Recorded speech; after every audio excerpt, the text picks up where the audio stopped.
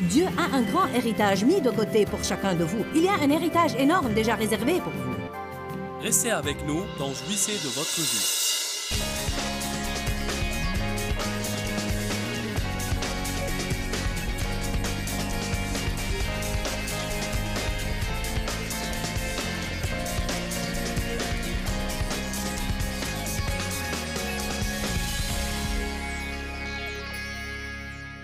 Je veux que vous partiez d'ici avec une détente à l'intérieur de vous, sachant que je ne sais pas tout ce que je devrais endurer pour arriver là où je dois être, mais j'ai décidé d'aller jusqu'au bout. Je ne vais pas me soucier à ce propos. Je vais apprendre à jouir de là où je suis dans mon cheminement vers là où je vais. Ne soyez pas une personne qui ne jouit que du résultat final. Jouissez du milieu aussi. J'ai perdu tant d'années à me soucier de choses à propos desquelles je ne pouvais rien faire. Proverbe 3,13 dit « Heureux, béni, chanceux et enviable, l'homme qui a trouvé la sagesse habile et pieuse, et l'homme qui possède l'intelligence. » La Bible amplifiée ajoute « Tirant l'intelligence de la parole de Dieu et des expériences de la vie. » Tirant l'intelligence de la parole de Dieu et des expériences de la vie. Nous n'apprenons pas uniquement de la parole de Dieu. Je pense que c'est une erreur que beaucoup de gens croient. Nous n'apprenons pas uniquement de la parole de Dieu, nous apprenons des expériences de la vie. Hébreux 5, versets 8 et 9.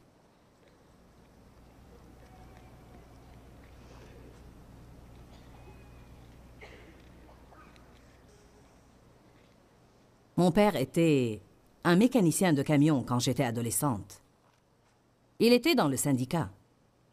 Je me rappelle qu'il parlait de différents mécaniciens. Il disait, parfois, cette personne est un apprenti ou cette personne est un compagnon mécanicien. Si vous êtes un compagnon mécanicien, cela veut dire que vous avez de l'expérience. Dieu a ramené ça à ma mémoire à un moment de ma vie où je passais par des moments difficiles. Il a dit, « Joyce, tu n'es pas un compagnon avant que tu ne fasses le parcours. » Nous commençons tous comme apprentis, et un apprenti a un salaire moindre, des avantages moindres. Il a à faire des tas de travaux pas si agréables. Tous les travaux graisseux et sales que peut-être personne ne veut faire seront donnés à l'apprenti. Le compagnon qui a été là pour longtemps prend les travaux qui sont les meilleurs du lot. Vous pouvez vraiment appliquer ça sur les principes du royaume, car Dieu a un grand héritage mis de côté pour chacun de vous. Il y a un héritage énorme déjà réservé pour vous. Vous ne l'aurez pas dans votre compte pour en dépenser avant que vous ne soyez plus des apprentis et que vous deveniez des compagnons, c'est-à-dire que vous ayez fait le parcours.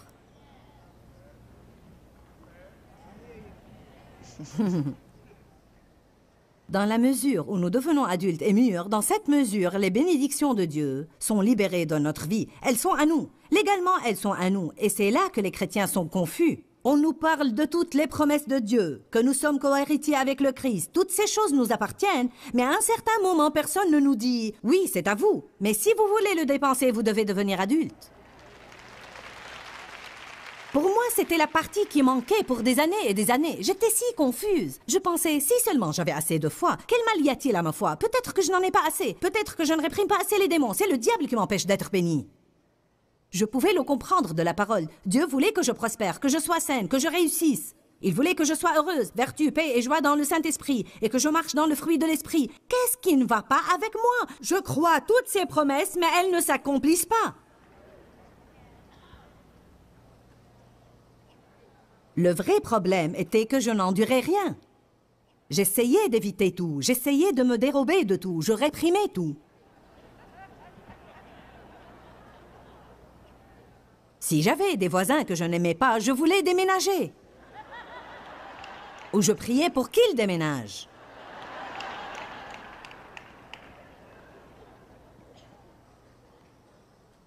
S'il y avait un type de personnalité qui était mis dans ma vie et que je n'aimais pas, je l'évitais et j'essayais de m'en éloigner. Il y avait des sortes de personnes que Dieu voulait que j'apprenne à traiter avec.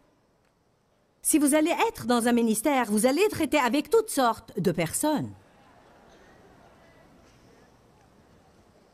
La sagesse vient non seulement de la parole de Dieu, mais aussi des expériences de la vie. Hébreux 5, 8, 9. Nous voyons que même Jésus devait acquérir de l'expérience. La Bible amplifiée dit « Bien qu'il fût fils, il a appris l'obéissance active par les choses qu'il a souffertes. » En d'autres termes, il ne suffit pas de dire oui. Nous savons que Jésus n'était jamais désobéissant. Mais il a appris le coût d'être obéissant à travers les choses qu'il a endurées.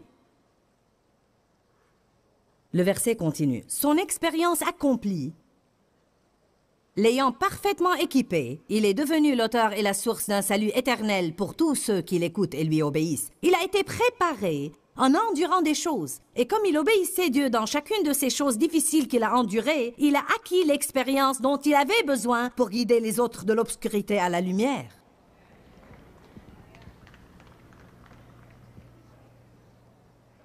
Dites tous, ce que j'endure est dans un but. Je profite plus de ça que je ne m'en rends compte.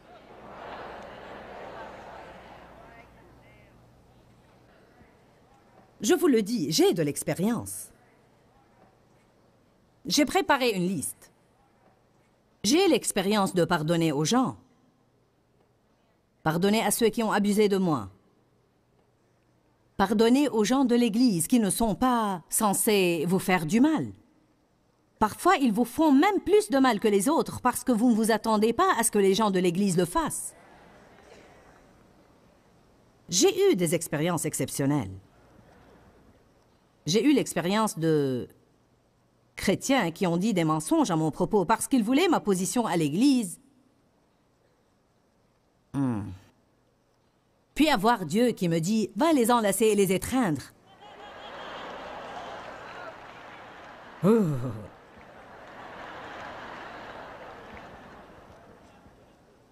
J'ai eu l'expérience d'avoir un mari, pas celui que j'ai maintenant, Dieu merci. J'avais un mari qui courait après les femmes et ne travaillait pas, et qui volait mes possessions. Je me suis réveillée une nuit pendant qu'il essayait de m'enlever l'alliance de mon doigt afin de la gager.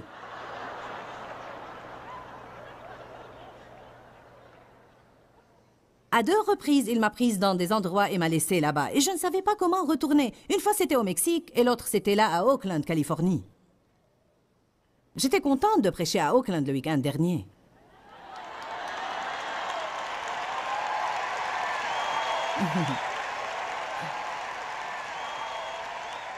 J'ai dit, eh bien, j'y suis revenue dans une autre position maintenant.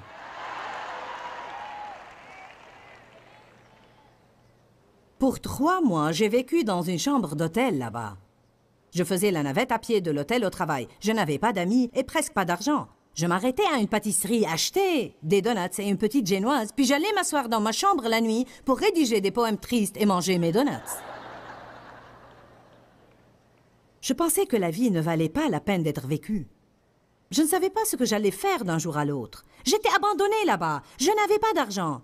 Je devais me faire rembourser les bouteilles de soda pour avoir assez d'argent pour faire un appel téléphonique quelque part pour essayer de trouver quelqu'un qui se souciait assez de moi pour m'envoyer de l'argent pour retourner au pays dans un bus. Je ne pouvais presque rien ramener avec moi. Je devais laisser ce petit peu que j'avais là-bas.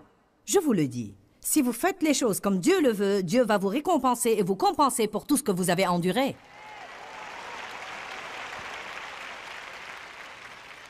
J'ai eu l'expérience d'être abandonnée, d'être seule, de survivre aux sévices sexuels que j'ai subis, à l'alcoolisme dans la famille, à avoir à peine de quoi survivre financièrement, à élever 4 enfants, à faire une fausse couche, à l'insécurité, à la peur, à 33 ans de mariage, à apprendre à affronter les gens, à traiter avec toutes sortes de personnes. J'ai eu le cancer du sein, j'ai expérimenté la ménopause, j'ai subi une hystérectomie.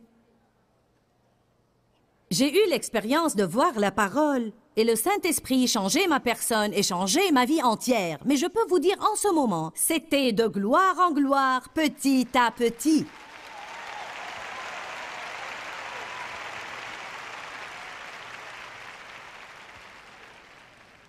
Allez à Deutéronome 7, 22.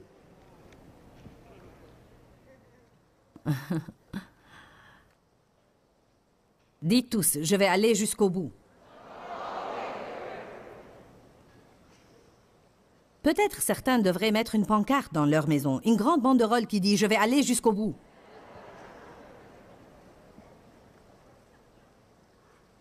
seulement vous saviez combien j'aurais souhaité avoir eu quelqu'un pour m'expliquer ce que je vous ai expliqué quand j'étais une jeune chrétienne.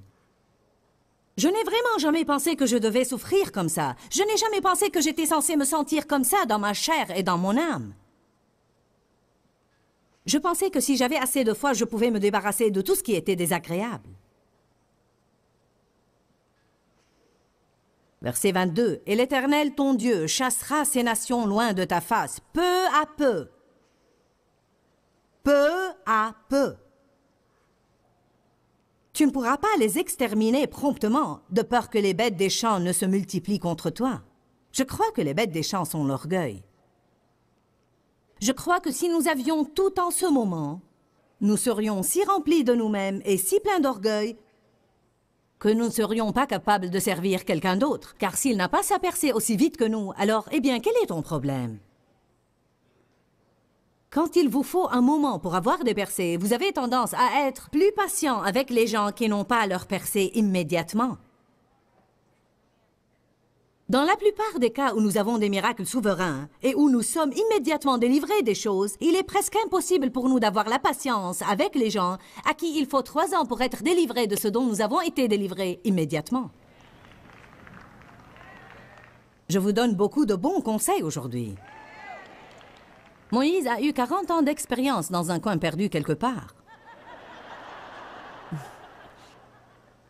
Joseph a eu beaucoup d'années d'expérience entre le puits et le palais. Pourquoi? Pourquoi ont-ils dû passer par là? Premièrement, Joseph ne devait pas vraiment raconter ses rêves à ses frères. Avec un peu de sagesse, il aurait pu se rendre compte de quoi ça allait avoir l'air. « Oh oui, j'ai eu ce rêve et je vous ai vus tous vous prosterner devant moi. »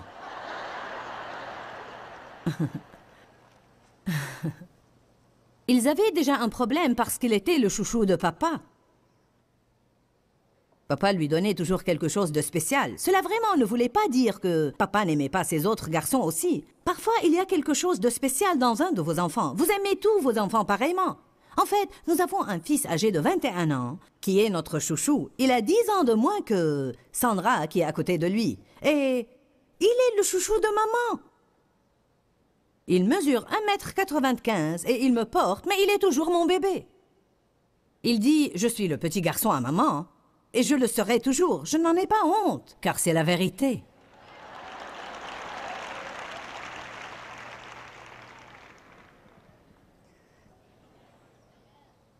Non, Joseph voulait le raconter. Parfois, notre problème, c'est que nous ne savons pas quand il faut parler et quand il faut se taire.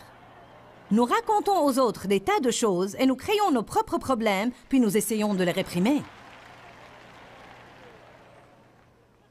Nous devons apprendre que nous gagnons à savoir quand nous devons nous taire.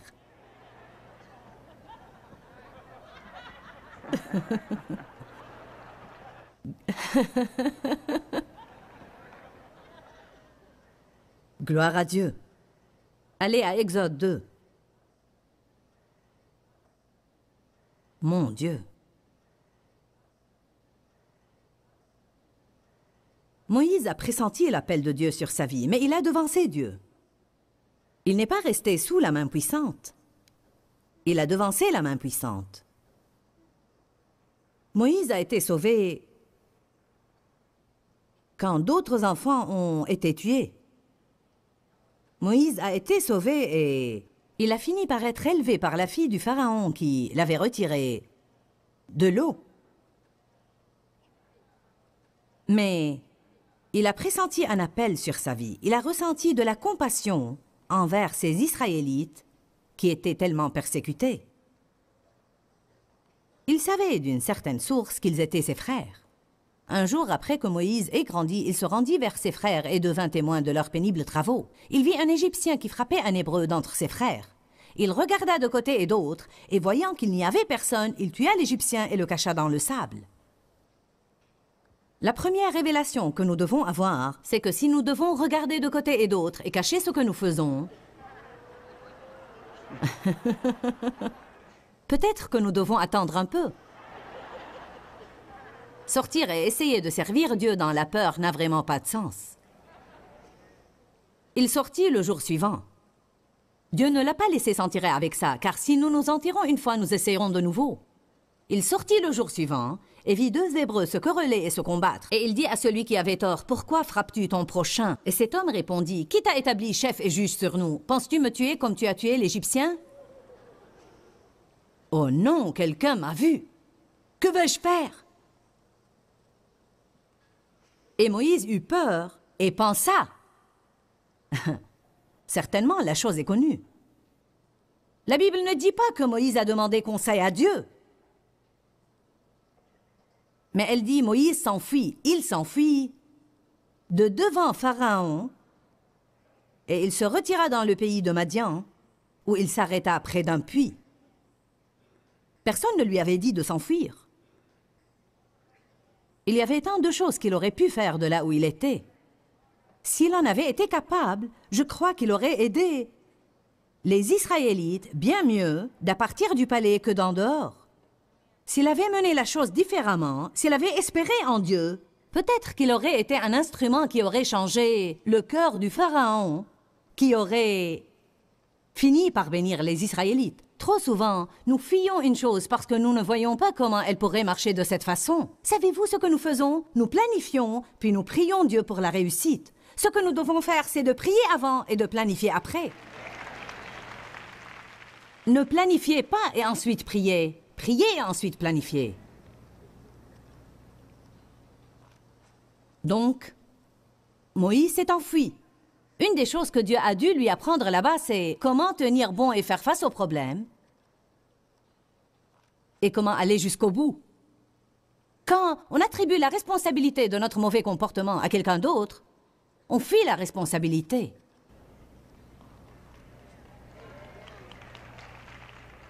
Si tu n'avais pas fait ça, je n'aurais pas fait ça. Si je n'avais pas été abusé, je n'aurais pas agi comme ça. Si je ne travaillais pas si dur tout le temps, je ne serais pas si grognon.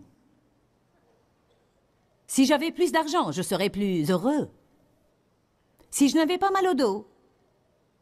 Tu ne sais pas ce que c'est que d'avoir mal tout le temps. Je n'y peux rien si j'agis de la sorte.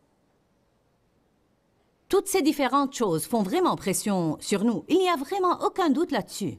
La pression financière est une pression difficile. Être malade est une pression.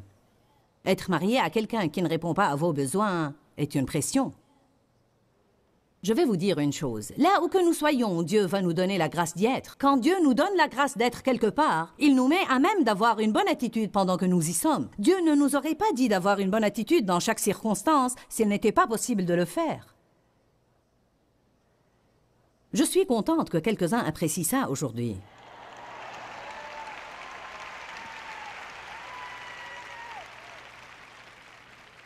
Tout ce que je fais, c'est de vous laisser manger de mon plat. C'est le genre de choses dont Dieu m'a nourri.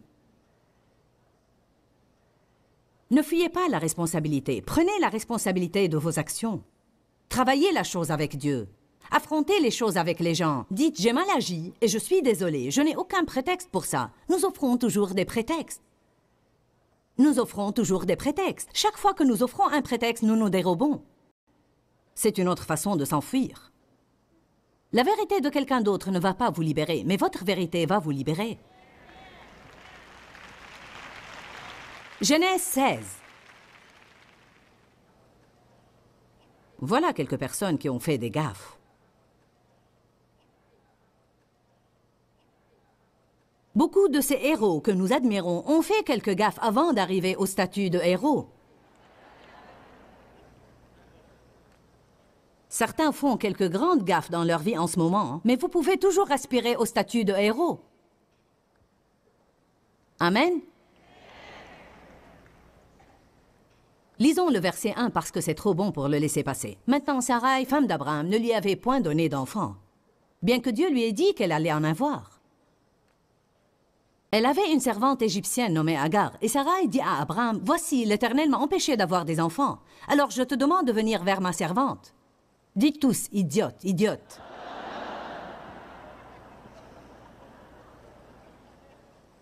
Peut-être aurais-je par elle des enfants. Abraham écouta et fit ce que Sarai lui a dit. Dites idiot, idiot, double idiot.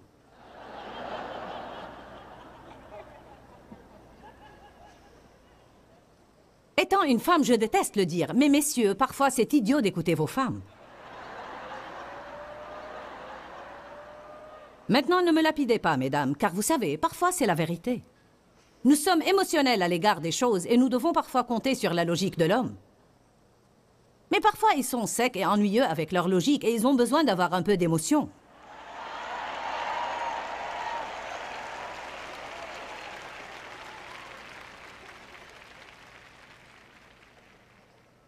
Alors Sarai, femme d'Abraham, prit Agar, sa servante égyptienne, après qu'Abraham eut habité 10 années dans le pays de Canaan, et la donna elle-même à son mari Abraham pour être sa femme secondaire.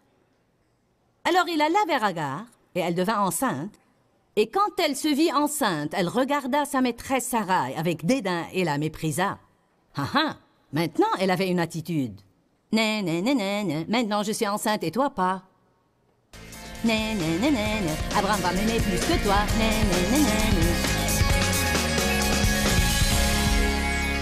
Nous avons parlé aujourd'hui de la formation d'un homme ou d'une femme de Dieu et vraiment nous parlons de la maturité spirituelle de devenir adulte. Les bébés sont mignons, mais certaines des choses qu'ils font, s'ils les font lorsqu'ils ont 10 ou 20 ans, ils ne seraient plus mignons. Alors Dieu s'attend à ce que nous soyons adultes spirituellement. Bien sûr, ça fait mal, c'est difficile et c'est ardu et nous devons endurer des choses, donc pas tout le monde arrive à traverser le désert. Beaucoup de gens sont régénérés. Ils se dirigent vers la terre promise et ils voient les bonnes choses de Dieu, les promesses de Dieu. Et ils sont comme « Hurrah, hurrah !» Mais dès que ça devient un peu difficile, ou qu'une chose est exigée d'eux, ou que Dieu commence à s'occuper d'eux au sujet d'une chose à propos de laquelle ils refusent de s'occuper, ou leur demande de renoncer à une chose à laquelle ils ne veulent pas renoncer, ils décident alors de revenir d'où ils étaient sortis, ou bien de rester juste là où ils sont arrivés et ne pas faire aucun progrès dans leur marche avec Dieu. Vous savez, je crois vraiment que les bénédictions de Dieu sont directement liées à nos niveaux de maturité spirituelle. Nous savons que Dieu est un Père affectueux et qu'il satisfait nos besoins et s'occupe de nous. Mais la Bible dit, « Bien-aimé, je souhaite avant tout que tu prospères et sois en bonne santé comme prospère l'état de ton âme. » Dieu nous dit, « Je veux que vous prospériez, je veux que vous ayez une bonne santé et toutes sortes de bénédictions, mais je veux cela pour vous en relation et conjointement avec la prospérité de vos âmes et la prospérité de votre maturité spirituelle. Alors je veux vous encourager, ne fuyez jamais rien. Rappelez-vous, le seul moyen de vous en sortir est d'y faire face. » Pourquoi Seigneur, pourquoi? Dans ce livret, Joyce Meyer nous enseigne à travers la parole comment être délivré de la confusion. Pour obtenir ce livret gratuitement, écrivez-nous à Joyce Meyer, boîte postale 40095-6300 Larnaca, Chypre. Ou bien visitez notre site web www.joycemeyer.org/fr.